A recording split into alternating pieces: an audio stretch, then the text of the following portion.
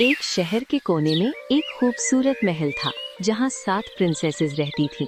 अमीना, ज़ारा, लैला, नूर, हया, सबा और मेहर। ये सब प्रिंसेसेस बहुत शरारती और एडवेंचरस थीं। महल में रोज कोई ना कोई नई मस्ती हो जाती थी। एक दिन सुबह महल के गेट पर एक अजीब सा बड़ा बॉक्स रखा हुआ मिला। बॉक्स पर एक छोटा सा नोट लगा था जिसमें लिखा था, इन जूतों को पहनो और फिर देखना क्या होता है। प्रिंसेसेस हैरान हो गईं। ज़ारा ने कहा, ये किसने भेजा होगा? नूर ने बॉक्स को धीरे से खोला। अंदर 7 चमकदार शूज थे, हर पैर अलग रंग का, एक गोल्डन, एक सिल्वर, एक ब्लू, एक पिंक और सब पर छोटे छोटे पर बने हुए थे।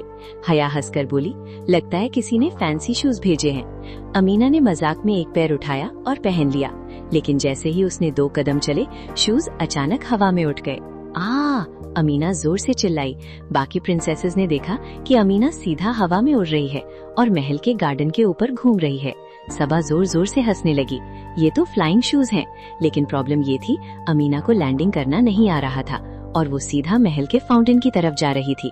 अमीना हवा में गोल गोल घूम रही थी और नीचे खड़ी प्रिंसेसेस जोर जोर से चिल्ला रही थी, शूज उतारो, शूज उतारो। ज़ारा ने चीख कर कहा, लेकिन अमीना ने घबराकर जवाब दिया, मुझे पता ही नहीं कैसे उतारूं।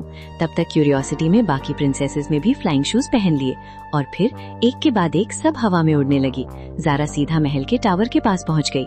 नूर गार्डन के ऊपर गोल गोल घूम रही थी। हया तो इतनी तेज उड़ी कि सीधा महल के झंडे से टकरा गई। नीचे महल के गार्ड्स और सर्वेंट्स हैरान खड़े थे। प्रिंसेसेस आसमान में क्यों उड़ रही हैं? एक गार्ड ने शौक में कहा। सबा हंस हंस कर बोल रही थी, ये तो बहुत मजेदार है। लेकिन थोड़ी देर बाद प्रॉब्लम शुरू हो गई। शूज कभी तेज उड़ते, कभी अचानक ऊपर चढ़ जाते, कभी नीचे गिरने लगते। अब महल के ऊपर 7 प्रिंसेसेस और 7 फ्लाइंग शूज का पूरा हंगामा मच गया था। उड़ते उड़ते लैला की नजर नीचे गार्डन में पड़ी। वहाँ वही पुराना बॉक्स पड़ा था जिसमें शूज आए थे। बॉक्स के अंदर एक छोटा सा पेपर भी पड़ा हुआ था जो पहले किसी ने नोटिस नहीं किया था। नूर धीरे धीरे नीचे उड़ी और पेपर उठाया।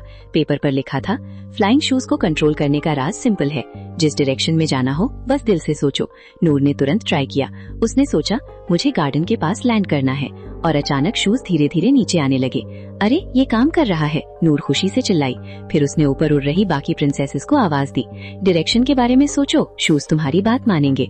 अब धीरे धीरे सब प्रिंसेसेस कंट्रोल सीखने लगी, लेकिन जैसे ही सब लैंड करने वाली थी, अचानक महर के शूज और भी तेज हो गए और वो सीधा महल के बाहर शहर की तरफ उड़ने लगी। महर रुक जाओ, सब प्रिंसेसेस जोर से चिल्लाई। लेकिन अब एडवेंचर महल के बाहर शुरू होने वाला था। महर के फ्लाइंग शूज इतने तेज हो गए कि वो सीधा महल के बाहर शहर की तरफ उड़ गईं। बाकी 6 प्रिंसेसेस भी तुरंत उसके पीछे उड़ने लगी। अब आसमान में 7 प्रिंसेसेस गोल गोल घूम रही थी और नीचे पूरा शहर हैरान था। लोग रुककर ऊपर देख रहे थे। अरे देखो, प्रिंसेसेस आसमान में उड़ रही हैं, एक दुकानदार ने चीख कर कहा। एक बच्चा खुशी से बोला, ये तो सुपर हीरो प्रिंसेसेस लग रही हैं। लेकिन प्रिंसेसेस को मजा कम और टेंशन ज्यादा हो रही थी। महर के शूज अब भी कंट्रोल से बाहर थे। कभी वो बाजार के ऊपर से निकल जाती, कभी क्लॉक टावर के पास गोल गोल घूमने लगती। अमीना ने जोर से आवाज दी, महर, डायरेक्शन के बारे में सोचो। महर ने आंखें बंद की और दिल से सोचा, मुझे वापस महल जाना है। लेकिन शूज ने उल्टा और तेज स्पीड पकड़ ली। अब पूरे शहर में 7 फ्लाइंग प्रिंसेसेस का जबरदस्त हंगामा हो चुका था।